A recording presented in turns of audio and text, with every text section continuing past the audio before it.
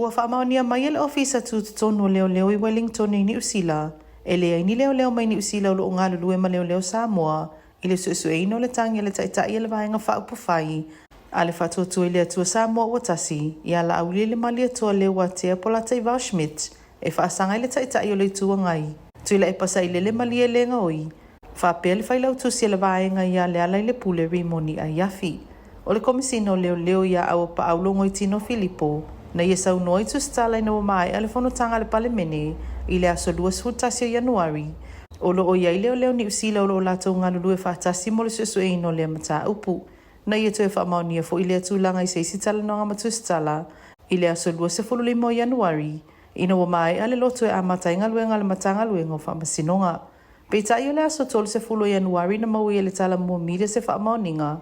Mai le ofisa o Leoleo I New Sila I Wellington e na whaamaunia mai ai.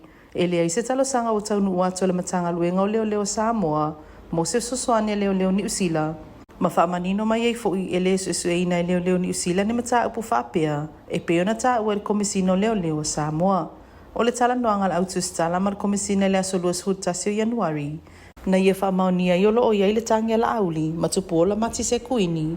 Le whale tua le ali I whaipule wa maliu ia wa ele iona se kuini. O ia tangi na tu inatu I Leoleo le masina o se tema ma o ke topa le lua whelua tolu peitai. E pe ele ano iai le ofisa o Leoleo. O le molianga fou whaasanga ia la auli whatua Suesue le tausanga watua nai. Au lea lawa whaatali la auli matupu ola.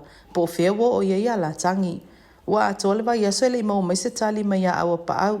E tu solfali ngā Leoleo New Sila. Na whai ele autu stala ma whaasala lawina whaalawa I tele.